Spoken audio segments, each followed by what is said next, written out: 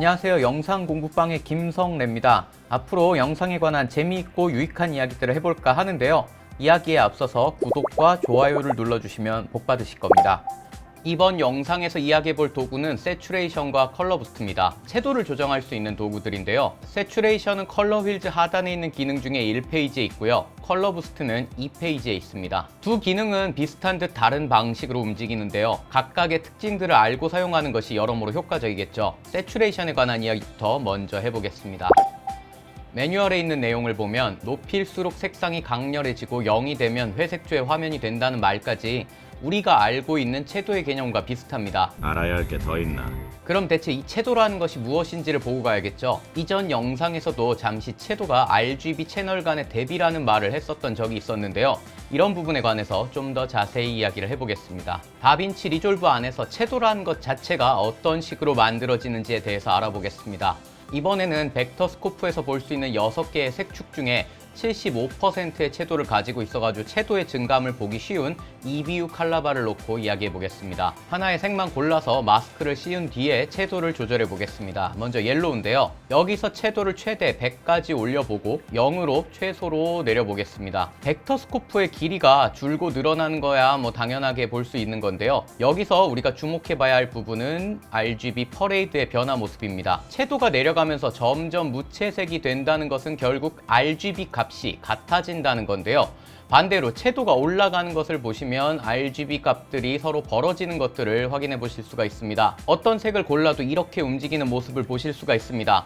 그린을 골라도 마찬가지로 채도를 높이면 RGB 간격이 벌어지고 채도를 낮추면 RGB 간격이 좁아지는 것들을 보실 수가 있습니다. 이렇게 변화한 모습을 보니까 다빈치 리졸브에서 채도를 표현하는 방식은 RGB 값들 사이에 콘트라스트를 만드는 것이라고 이야기할 수 있을 것 같습니다. 내가 드러내고자 하는 색의 방향과 다른 색의 거리가 멀어질수록 채도가 높아지고 가까워질수록 채도가 낮아지는 것들을 보실 수가 있습니다. 이런 관점으로 보면 밝기 값들을 조절했을 때 채도가 변하는 것도 이해가 됩니다. 이전에 리프트나 게인 등의 조절 도구에서 이야기할 때도 그랬고 지난 콘트라스트 영상에서도 이야기했던 것처럼 밝기의 대비가 오른다는 것은 결국 RGB들 사이에 대비가 생긴다는 말이죠. 오프셋은 전체적으로 더하거나 빼기 때문에 화면의 대비를 변화시키지 않았습니다. 이 때문에 화면의 채도가 변하지 않는 것들을 보실 수가 있죠. 물론 오프셋을 사용하더라도 표현할 수 있는 범위 이상으로 움직여버리며 화면의 정보들이 사라지게 되고 채도도 감소하는 것들을 보실 수가 있습니다. 이런 식으로 대비에 의해서 생기는 채도의 변화는 더하기보다는 곱하기에 가까운 방식이라고 볼 수 있습니다. 이전에 YUV나 HSL 색공간으로 바꿔서 조절할 때도 일반적인 채도의 조절은 개인을 통해서 했던 것을 기억하실 겁니다. 기억, 중요하지 않음, 집중을 방해함.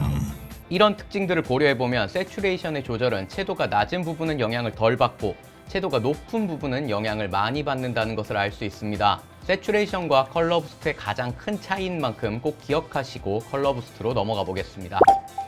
컬러 부스트를 한번 살펴보겠습니다. 매뉴얼을 보시면 낮은 채도 영역의 채도를 자연스럽게 증가시키거나 감소시키기 위해 사용할 수 있다고 합니다. 컬러 부스트는 바이브런스라고 불리기도 한다는데요. 포토샵이나 라이트룸을 이용하시는 분들께는 이 단어가 더 익숙하지 않을까 싶습니다. 포토샵 관련 책이나 자료들을 찾아보면 바이브런스는 화면의 채도를 균형감 있게 혹은 자연스럽게 올려줘서 피부톤을 보정하기 좋다는 이야기들이 많습니다. 디테일과 개조의 손실을 최소화하는 방식으로 채도를 높여준다고 하는데요. 왜 이런 말이 나왔는지 알아보겠습니다. 색상환을 보면서 이야기를 해보겠습니다. 모든 색이 표현될 수 있는 최대치에 닿아 있는 상태이기 때문에 채도를 줄여보면서 벡터 스코프의 변화를 보겠습니다. 세츄레이션의 값을 낮춰보면 모양이 똑같이 유지되면서 줄어드는 것들을 보실 수가 있습니다. 크게 특이할 게 없죠. 컬러 부스트 값을 낮춰보면 이전과는 다르게 채도가 높은 원색에 비해서 채도가 낮은 부분의 채도가 더 많이 감소하는 것들을 보실 수가 있습니다. 채도에 따라서 가중치가 다르게 적용된다는 건데요. 그러다 보니까 벡터 스코프의 모양이 육각별 형태가 되는 것들을 보실 수 있습니다. 채도를 높일 때도 이런 부분은 적용이 됩니다. 변화량을 비교해 보기 위해서 포칼라 그라디언트의 채도를 절반으로 만들어 봤습니다. 이 화면을 보시면 RYCB의 채도는 높고 그린과 마젠타 축의 채도는 상대적으로 낮은 것들을 보실 수가 있습니다. 이 뒤에 세츄레이션을 높이면 벡터 스코프의 모양이 유지되면서 채도가 올라가는 것들을 보실 수가 있습니다. 반면 컬러 부스트를 높이면 그린과 마젠타 축, 그 다음에 레드와 옐로우, 그 다음에 사이안과 블루 사이의 축들이 더 많이 증가하면서 벡터 스코프의 모양이 이전보다 둥글게 변한 것들을 보실 수가 있습니다. 정리해보자면 새추레이션과 달리 컬러 부스트는 채도가 낮은 부분은 영향을 많이 받고 채도가 높은 부분은 영향을 덜 받는다는 것들을 알 수 있습니다. 엑셀렌트! 앞서 매뉴얼에서 본 것처럼 낮은 채도에 더 많은 가중치를 주고 움직인다고 이해하셔도 좋을 것 같습니다.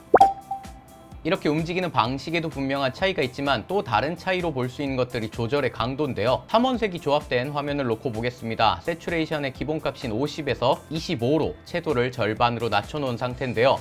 다음 노드에서 새추레이션을 최대로 하면 원래 채도 100%인 상태로 돌아가는 것들을 볼 수가 있습니다. 반면 다음 노드에서 컬러 부스트 값을 높이면 채도가 높아지지만 새추레이션을 조정했을 때보다 증가폭이 작다는 것들을 보실 수가 있습니다. 이는 채도를 낮출 때도 마찬가지인데요. 이번엔 최대 채도에서 낮춰보겠습니다. 새추레이션을 0으로 만들면 흑백 화면이 되어버리지만 컬러 부스트는 마이너스 100까지 낮추더라도 채도가 남아있는 것들을 보실 수가 있습니다. 높일 때와 낮출 때 모두 움직이는 정도가 새추레이션과 비교하면 컬러 부스트가 작다는 것들을 확인해 보실 수 있는데요. 어느 정도 차이가 나는지 알아보기 위해서 조정하는 퍼센티지에 따라서 RGB 값들이 각각 어떤 식으로 변하는지를 적어봤습니다. 그리고 그래프를 만들어서 그래프의 기울기의 차이를 보면 대략적인 변화율을 볼 수 있겠죠. 10비트로 바꿔서 값을 적었다면 조금 더 정확하겠지만 대략적인 차이 정도만 알고자 가볍게 진행을 해봤습니다.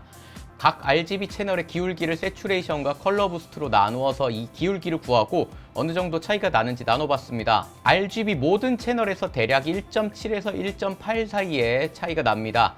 이렇게 본다면 새추레이션의 변화폭이 컬러 부스트에 비해서 대략 2배가 조금 안 되게 크다 정도로 생각해 볼 수 있겠죠. 정리해보자면 값을 올리거나 내렸을 때 새추레이션은 채도가 높은 부분이, 컬러 부스트는 채도가 낮은 부분이 더 영향을 많이 받는다 이렇게 볼 수 있는데요.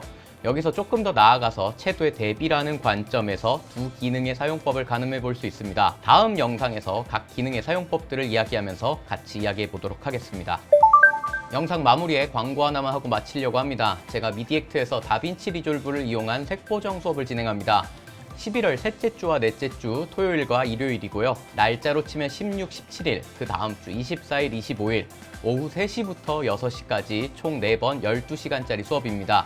디지털 교육실에 15대의 PC가 있어서 따로 노트북이 없으셔도 수업을 듣는데 무리가 없습니다. 유튜브와 블로그에서 해오던 대로 원리를 생각하면서 계속 고민해보는 수업이 될 것 같습니다.